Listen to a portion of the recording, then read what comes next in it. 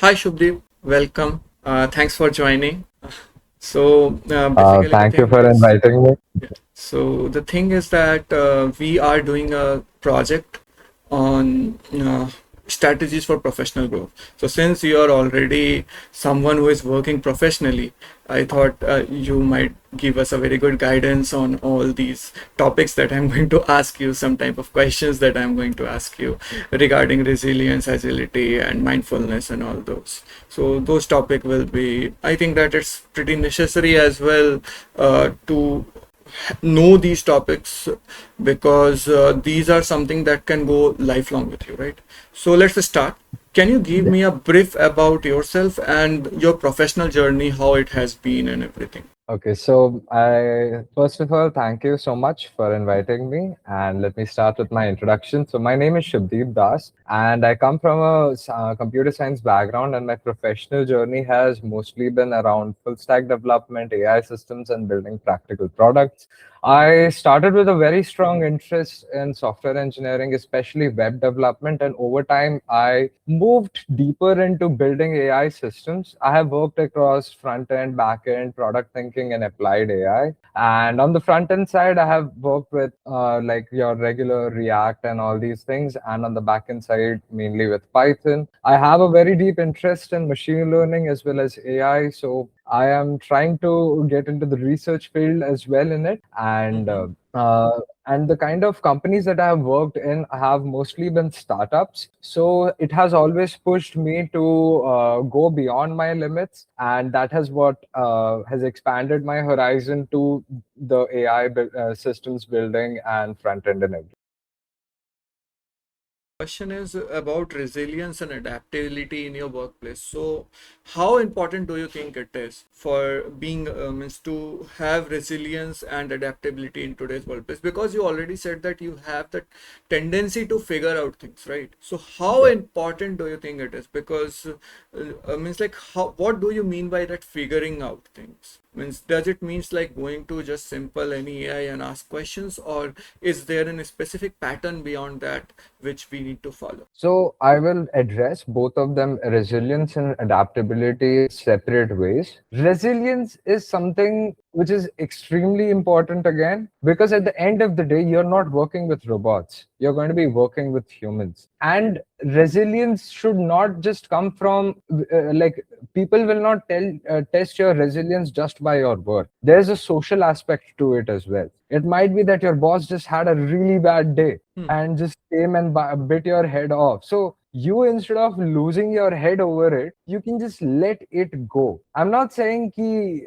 if anyone disrespects you, take that. I'm not at all saying that. Of course, always earn your respect over them. And if someone disrespects you, please communicate with them. But do not ever lose your cool, because at the end of the day, humans are working and humans are very unpredictable in terms of how they behave, and you do not really have a control over their behavior as well. So being able to actually look past things, look past the criticism that you might have gotten, and being able to see it clearly that, okay, do I have this problem or not? Okay, how do I fix this thing? Right, always try to look at the positive end. What advice should you give student regarding the productivity and personal development? I mainly want the practical insights and the lessons that you have learned along your professional journey related to mindfulness, agility, productivity, growth, and future readiness. Because AI is taking the job, as you're seeing that Yeah. this small sections team are there, right? So they are Yes. cutting down the cost in some sense. So if you want to be future ready, how you should proceed? So So, one of my advice for students would be that do not focus on being busy. Like, focus on becoming clear, more consistent, and more self aware.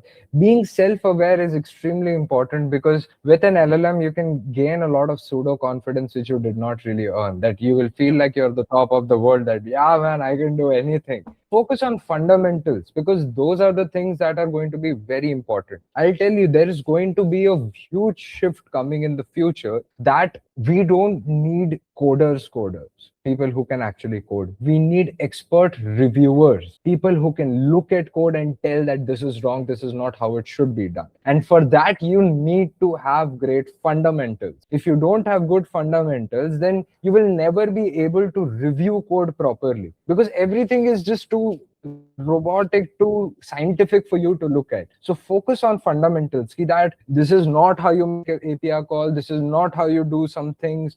So become more self-aware, become more consistent, and become more clear regarding what your personal goals are as well. That how do you, like, where do you want to go, what do you want to actually do. And finally, the one thing that I would just say is, whatever I have said, regardless of that, always stay flexible. The world is changing very fast. The exact things, the tools, the systems that you have built will change tomorrow, but your ability to think, learn, adapt, and manage yourself will always remain valuable. So stay flexible. Personal development is not at all like a one big transformation, it's small improvements that you will be making repeatedly over time, right? All these things that I told you, all these things that I have in my head, my opinions, my beliefs, they did not come to me in one day. It took like 3 years for them to form. I had to fail so many times, I had to break production so many times, I had to get scolded so many times, that what did you do, why did you do, and I had to deal with so much, like, wildly different type of people. I have people who genuinely respect other people, I have people who do not give a flying about anyone's personal boundaries or respect, or there have been people who just plain do not respect anyone else because of their ego. All of them have taught me something about myself, that how do I react to such people. I do not need to profile them that this person is bad or this person is good. These people are people, humans are going to be humans. I just have to understand how they are making me react, and I have to get a control over it and make myself resilient and mindful. I do not care if they are good or bad. I just care about how they are pushing my buttons, how they are making me feel, and to make sure that I don't go with the flow too much. So yeah, that would be like my final advice to the students. Yeah. It was a very great conversation actually. Got to learn few things that I didn't knew how to deal with, and I hope that most of other people will also get benefit from that. So that's pretty much it.